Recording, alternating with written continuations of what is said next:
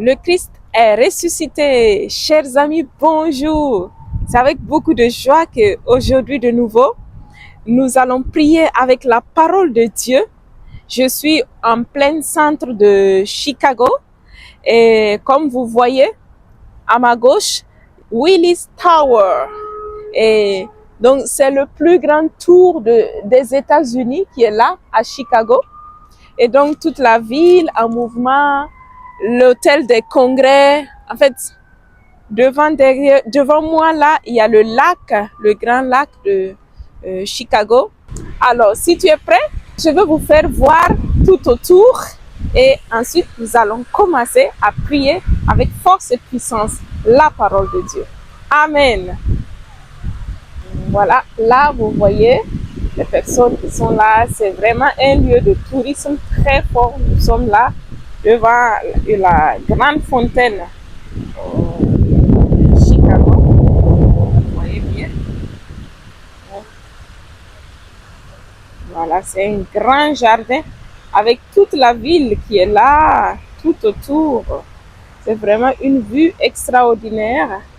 Et tout le monde, quand les gens viennent à Chicago, ils veulent venir ici. Et aussi aller visiter la tour Willis Tower, que nous allons bientôt aller. Et là, pratiquement, c'est une très belle vue sur toute la ville. Et il y a un espace où on peut s'arrêter comme si on était arrêté dans l'air, en fait. Et donc, chers amis, explorons tous ensemble les merveilles que notre Dieu nous permet de vivre dans la créativité. Que son nom soit béni et glorifié à jamais. Amen. Et donc, nous sommes à acte 2. Nous allons alors commencer à proclamer avec force et puissance la parole de Dieu ici à Chicago et demander au Seigneur Jésus de venir bénir toute cette ville, toutes les personnes qui sont en train de passer. Seigneur, manifeste-toi avec force et puissance. Acte 2. Le jour de la Pentecôte étant arrivé, ils se trouvaient tous ensemble dans un même lieu. Quand tout à coup vint du ciel un bruit tel que celui d'un violent coup de vent qui remplit toute la maison où ils se tenaient. Ils virent apparaître des langues connues dites de feu. Elles se partageaient et elles s'en posa une sur chacun d'eux. Tous furent alors remplis de l'Esprit Saint et commencèrent à parler en d'autres langues, selon que l'Esprit leur donnait de s'exprimer. Or, il y avait demeurant à Jérusalem des hommes dévots de toutes les nations qui sont sous le ciel. Au bruit qui se produisit, la multitude se rassembla et fut confondue. Chacun les entendait parler en son propre idiome. Ils étaient stupéfaits et tout étonnés, ils disaient: ces hommes qui parlent, ne sont-ils pas tous galiléens? Comment se fait-il alors que chacun de nous les entende dans son propre idiome maternel? Parthes, Médès, Élamites, habitants de Mésopotamie, de Judée et de Cappadoce, du pont d'Asie, de Phrygie et de Pamphylie, d'Égypte et de cette partie de la Libye qui est proche de Cyrène, Romains en résidence, tant juifs que prosélytes, crétois et arabes, nous les entendons publier dans notre langue les merveilles de Dieu. Tous étaient stupéfaits et se disaient perplexes. Pierre alors debout avec les 11 éleva la voix et leur adressa ces mots: hommes de Judée et vous tous qui résidez à Jérusalem, apprenez ceci, prêtez l'oreille à mes paroles. Non, ces gens ne sont pas ivres comme vous le supposez. Ce n'est d'ailleurs que la 3e heure du jour, mais c'est bien qu'a dit le prophète: il se fera dans les derniers jours, dit le Seigneur, que je reprendrai de mon esprit sur toute chair. Alors vos fils et vos filles prophétiseront. Vos jeunes gens auront des visions et vos vieillards des songes. Et moi, sur mes serviteurs et sur mes servantes, je répandrai mon esprit. Et je ferai paraître des prodiges là-haut dans le ciel et des signes ici-bas sur la terre. Le soleil se changera en ténèbres et la lune en sang, avant que vienne le jour du Seigneur, ce grand jour. Et quiconque alors invoquera le nom du Seigneur sera sauvé.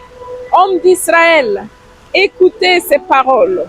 Jésus le Nazaréen, cet homme que Dieu a accrédité auprès de vous par les miracles, prodiges et signes qu'il a opérés par lui-même au milieu de vous, ainsi que vous le savez vous-même, cet homme qui avait été livré selon le destin bien arrêté et la prescience de Dieu, vous l'avez pris et fait mourir en le clouant à la croix par la main des impies. Mais Dieu l'a ressuscité, le délivrant des affres de l'Hadès. Aussi bien n'était-il pas possible qu'il fût retenu en son pouvoir, car David dit à son sujet: je voyais sans cesse le Seigneur devant moi, car il est à ma droite pour que je ne vacille pas. Car il est à ma droite pour que je ne vacille pas. Aussi, mon cœur s'est-il réjoui en ma langue à tel jubilé. Ma chair elle-même reposera dans l'espérance que tu n'abandonneras pas mon âme à l'Hadès et ne laisseras pas ton sein voir la corruption. Tu m'as fait connaître des chemins de vie. Tu me rempliras de joie en ta présence. Frère, il est permis de vous le dire en toute assurance. Le patriarche David est mort et a été enseveli, et son tombeau est encore aujourd'hui parmi nous. Mais comme il était prophète et savait que Dieu lui avait juré par serment de faire asseoir sur son trône un descendant de son sang, il a vu d'avance et annoncé la résurrection du Christ qui, en effet, n'a pas été abandonné à l'Hadès et dont la chair n'a pas vu la corruption. Dieu l'a ressuscité, ce Jésus. Nous en sommes tous témoins.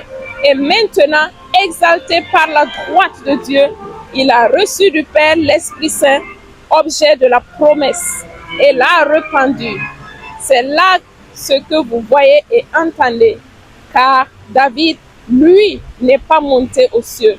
Or, il dit lui-même, le Seigneur a dit à mon Seigneur: siège à ma droite jusqu'à ce que j'ai fait de mes ennemis un escabeau pour tes pieds. Que toute la maison d'Israël le sache donc avec certitude. Dieu l'a fait Seigneur et Christ, ce Jésus que vous avez crucifié. D'entendre cela, il eut le cœur transpercé et il dit à Pierre et aux apôtres: frères, que devons-nous faire? Pierre leur répondit: répentez-vous et que chacun de vous se fasse baptiser au nom de Jésus-Christ par la rémission de ses péchés, et vous recevrez alors le don du Saint-Esprit. Car c'est pour vous qu'est la promesse, ainsi que pour vos enfants et pour tous ceux qui sont au loin, en aussi grand nombre que le Seigneur notre Dieu les appellera. Par beaucoup d'autres paroles encore, il les adjurait et les exhortait. Sauvez-vous, disait-il, de cette génération dévoyée. Eux donc, accueillant sa parole, se firent baptiser. Il s'adjoignit ce jour-là environ 3000 âmes. Il se montrait assidu à l'enseignement des apôtres, fidèle à la communion fraternelle, à la fraction du pain et aux prières. La crainte s'emparait de tous les esprits nombreux, étaient les prodiges et signes accomplis par les apôtres. Tous les croyants ensemble mettaient tout en commun. Ils vendaient leurs propriétés et leurs biens et en partageaient le prix entre tous selon les besoins de chacun. Jour après jour, d'un seul cœur, ils fréquentaient assidus le temple et rompaient le pain dans leur maison, prenant leur nourriture avec allégresse et simplicité de cœur. Ils louaient Dieu et avaient la faveur de tout le peuple. Et chaque jour, le Seigneur adjoignait à la communauté ceux qui seraient sauvés. Amen. Wow, Seigneur, merci. Merci pour ta parole merveilleuse. Merci pour la merveille de ta création, Seigneur. Merci pour tout ce que tu es en train de faire, Seigneur Jésus, dans nos vies. Merci pour ta création. Merci pour le don de ton Esprit Saint. Le verset qui m'a touché de plus, c'est le verset 21, où la parole dit: quiconque alors invoquera le nom du Seigneur sera sauvé. Oui, Seigneur. Ton nom est puissant, Seigneur, et je veux invoquer ton nom. Je veux invoquer la puissance de ton nom au-dessus de tout. Tout cela, ce que nous voyons, passera, mais toi, tu ne passeras jamais. Seigneur, donne-moi de te chercher de tout mon cœur. Donne-moi de t'invoquer chaque jour dans ma vie. Car en ton nom, Seigneur, tout genou se plie. En ton nom, Seigneur, tout fonctionne, Seigneur. Tout existe, tout est. Voilà pourquoi, Seigneur, je veux proclamer la puissance de ton nom sur ma vie, sur cette ville, sur mon être, Seigneur, sur ma famille, sur ces personnes qui sont là, sur tout, Seigneur, afin que règne ta gloire, afin que tu puisses régner avec force et puissance. Seigneur, je proclame la puissance de ton nom pour ma vie, pour ma famille, pour ceux que j'aime, pour toutes les personnes qui sont en train de me suivre maintenant. Par la puissance de ton nom, je proclame la bénédiction sur la vie de chacun, sur ma vie et sur la vie de toutes les personnes qui demandent la prière. Amen. Et maintenant, nous allons passer au psaume 92. Mais avec le psaume 92, nous allons faire avec la fontaine qui est très belle et proclamer la puissance de la parole de Dieu avec cette belle image. Amen. Et donc, nous allons passer au psaume 93. Je t'invite donc à prendre ta Bible et ouvrir au psaume 93. Nous allons proclamer tous ensemble. Le Seigneur, il est vêtu de majesté. Il est vêtu, enveloppé de puissance. Oui, le monde est stable, point ne bronchera. Ton trône est établi dès l'origine. Depuis toujours, tu es. Les fleuves déchaînent, ô Seigneur, les fleuves déchaînent leur voix, les fleuves déchaînent leur fracasse. Plus que la voix des eaux innombrables, plus superbe que le ressac de la mer. Superbe est le Seigneur dans les hauteurs. Ton témoignage est véridique entièrement. La sainteté est l'ornement de ta maison, Seigneur, en la longueur des jours. Amen. Oui, Seigneur, tu es majestueux, Seigneur. Tu es grand. Tu es plus grand que tout ce que nos yeux voient, Seigneur. Ta splendeur est incomparable, Seigneur. Merci, Seigneur Jésus, parce que tout le monde passera, mais toi, tu ne passeras pas. Toi, tu es plus grand que tout, Seigneur. Tout peut se détruire, mais toi, tu existeras toujours, Seigneur. Voilà pourquoi je veux fonder les racines de ma vie sur ta vie, Seigneur, afin que tu puisses vraiment régner dans ma vie et me donner, Seigneur, ta force, ta persévérance, ta stabilité dans chaque tempête de ma vie. Jésus, tu es ma force, tu es ma stabilité, tu es ma force et tu es ma joie de vivre. Amen. Merci mon frère et ma soeur, que la bénédiction de Jésus te rejoigne depuis là où tu es. Depuis Chicago, je t'envoie plein de bénédictions. Sois béni, sois rempli de la puissance de l'Esprit Saint parce qu'on est en train de cheminer vers Pentecôte. Que l'Esprit de Dieu te visite là où tu es et que la force de Jésus t'accompagne et te visite toujours. Amen. Au revoir et à la prochaine. Au revoir. Et donc là, vous observez, c'est une très belle fontaine qui monte vraiment bien haut. Et là, c'est vraiment le jardin central. Il y a la ville que vous voyez. C'est vraiment tout encerclé. Nous sommes au centre de Chicago. Là, vous voyez Willis Tower, le plus grand tour, la plus grande tour, là, c'est la plus grande tour des États-Unis. Voilà, ça se trouve ici à Chicago. Un jour, lorsque tu seras de passage, je t'invite bien à aller visiter. Et là, il y a un lieu où on peut monter et être comme si on était dans le vide. Nous allons vous faire voir ça aussi.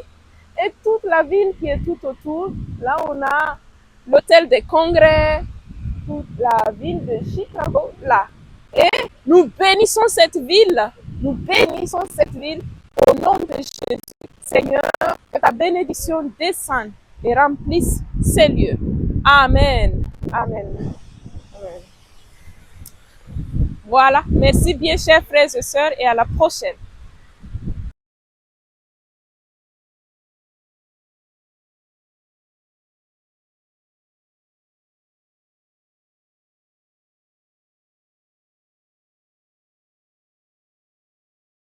Wow. Voici là où on a fait la prière. Buckingham Fountain, c'était ici, c'était là. Et donc ça c'est le lac.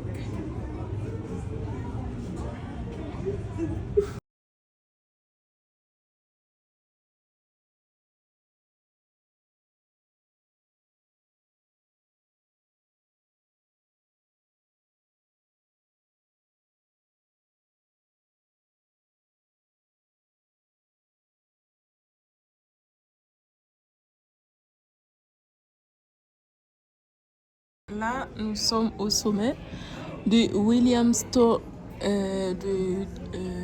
la tour de William Tower.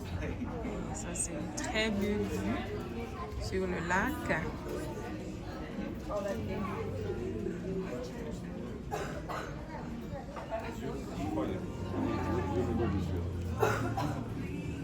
Ça attire vraiment le tourisme, c'est très beau. C'est une vue extraordinaire sur toute la ville de Chicago. Les voitures sont très petites, comme vous le voyez.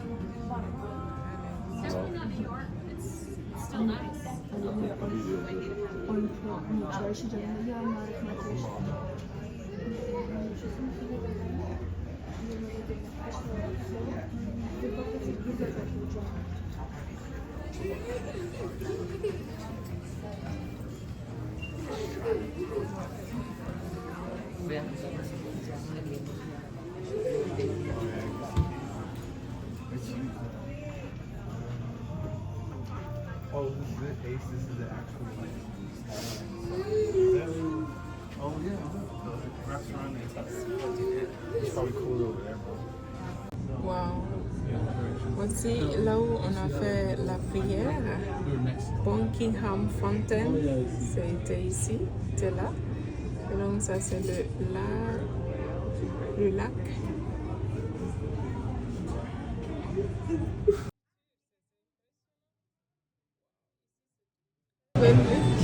Autour de la ville, autour du lac. Et on marche sur la ville de Chicago.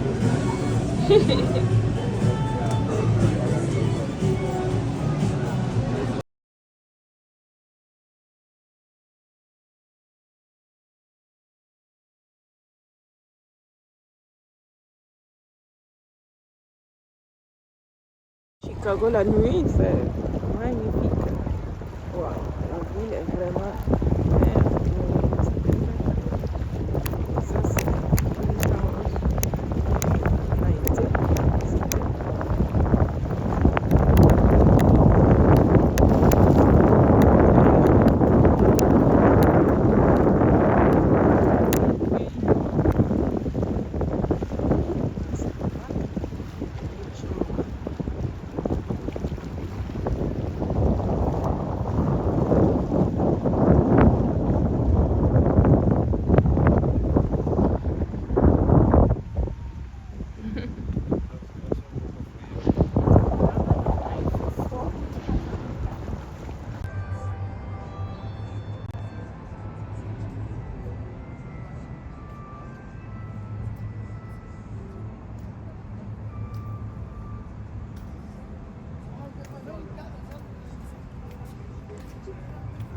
Ça, c'est l'Arico, le lieu très fameux ici qui attire tous les touristes.